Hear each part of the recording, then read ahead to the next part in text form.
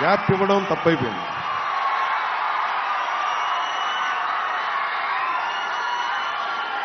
October 4వ తేదీ నుండి 11వ తేదీ వరకు రాష్ట్ర వ్యాప్తంగా దేవీ నవరాత్రులు ఘనంగా జరుపుకున్నాం.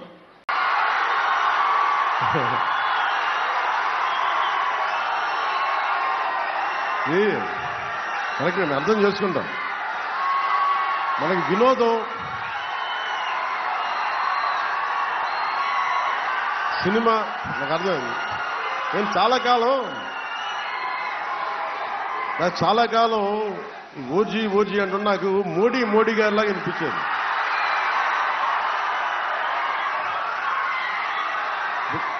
మనం ఎందుకు ఈ పల్లె పండుగ చేస్తున్నామని చెప్తాను. రేపొద్దున మీరు సినిమాలకు వెళ్ళాలి. నా సినిమాని కాదు, మీ అభిమాన నటులు అందరూ సినిమాలకు వెళ్ళాలి.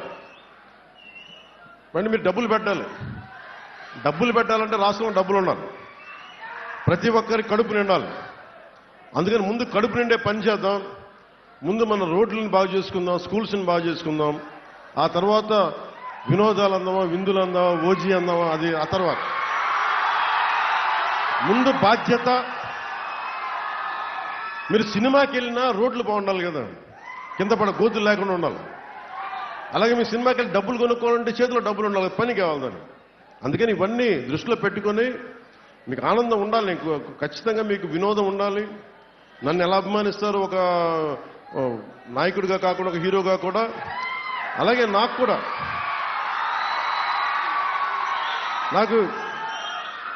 ఫిలిమ్స్లో ఉండే ఏ హీరోలతో నాకు ఇబ్బంది లేదు. నేను పోటీ పడిన ఎవరితోటి. ఎందుకంటే అందరూ ఒక్కొక్క స్థాయిలో నిష్ణాతులు ఒక్కొక్కళ్ళు.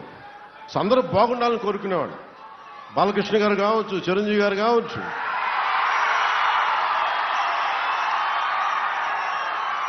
మహేష్ బాబు గారు కావచ్చు, తారక్ గారు కావచ్చు, అల్లు అర్జున్ గారు కావచ్చు, రామ్ చరణ్ గారు కావచ్చు, నాని గారు కావచ్చు, అందరూ పేరు చెప్తే చాలా లిస్టులు అనంతం అనుకోండి. ఈ అందరు హీరోలు బాగుండాలని కోరుకుంటాం.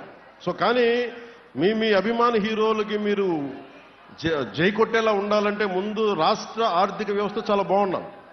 సో ఆర్థిక వ్యవస్థ మీద ముందు దృష్టి పెడదాం. మీకు పని కావాలి, మీకు స్కిల్ డెవలప్మెంట్ కావాలి. ఇవన్నీ చేసి ఆ తర్వాత విందులు వినోదాల తర్వాత చేద్దాం మనస్ఫూర్తిగా తెలియజేసుకుంటూ ఈ కార్యక్రమానికి